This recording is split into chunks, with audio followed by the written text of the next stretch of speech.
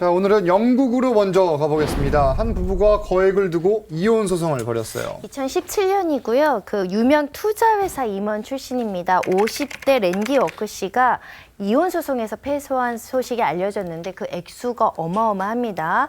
남편 랜디 워크 씨가 억만장자로 불렸기 때문인데요. 예. 1억 5천만 파운드의 재산을 가지고 있었습니다. 영국 대법원은 이혼한 부인에게 절반을 줘야 된다. 절반이면 우리나라 돈으로 한 1,035억 원에 이르거든요.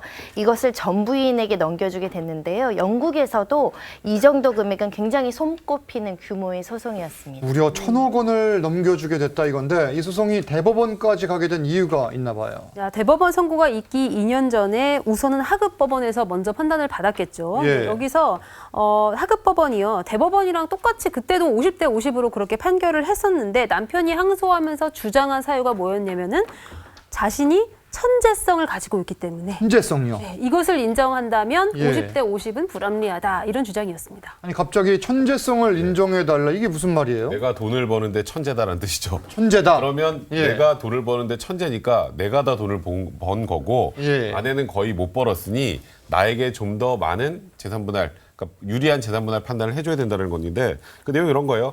본인이 세계적인 투자회사에 입사해서 뭐 홍콩, 일본, 런던 누리면서 수십억 원의 그 재산을 모았는데 근데 아내는 한 게 아무것도 없는데요. 예. 그러니까 나한테도 많이 주세요. 내가 재산의 60%를 가져야 됩니다라고 주장을 하게 된 거예요. 내가 더 많이 기여를 했다. 네, 그렇죠. 이런 주장인데 그러면 아내는 기여를 안 한 겁니까? 아니죠. 내조의 공이 분명히 있었습니다. 예. 전업주부긴 했는데 원래부터 전업주부가 아니라 원래는 회사를 다니고 자기 일이 있었던 사람이라고 하고요.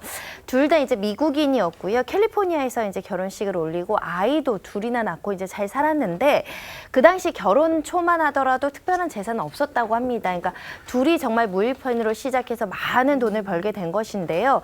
남편이 97년도에 투자회사를 가면서 예. 이 투자회사가 일본 지사로 이제 발령이 된 거예요. 그러면 일본으로 가려면 이 사람들이 자신의 직장을 그만두고 아내가 따라갈 수밖에 없는 상황이 되다 보니까 본인의 직장도 포기하고 아이들과 남편을 위해서 일본까지 가서 예. 같이 가사 업무, 육아 업무 모두 다 하면서 이제 가정을 꾸려왔던 것이고요.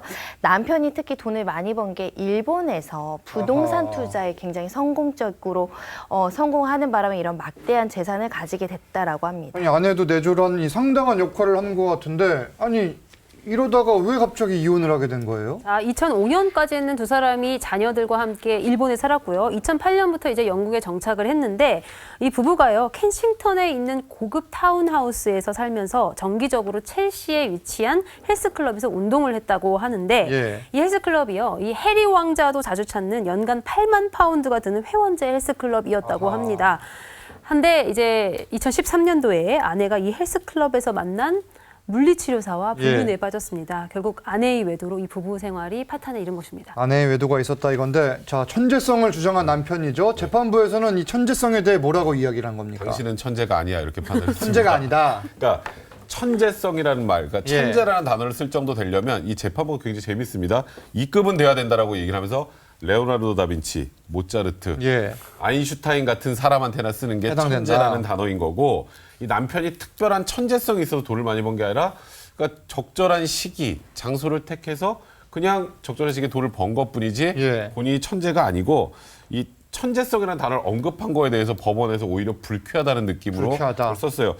내가 개인적으로 당시 천재성이라는 단어를 쓰는 게 예. 맥락상도 이해가 되지 않는다. 이건 부적절하다는 입장을 밝혔습니다. 아니 근데 이게 아인슈타인 급이었다고 해도 이런 판단이 바뀌진 않을 것 같은데 어떻게 보세요? 그런데 이제 재산을 예. 형성하는데 보통 예술 분야에 특별하게 천재성이 있어서 그래서 막대한 부를 축적하는 경우 아하. 있잖아요. 예. 그런 경우에는 예외적으로 좀 기여도를 동등한 수준보다는 남편, 그러니까 천재성이 있는 배우자한테 더 많이 인정될 개연성은 우리나라 법제에서는 있습니다. 그리고 또 여기에서는 아내의 역할도 또 강조가 된 거죠?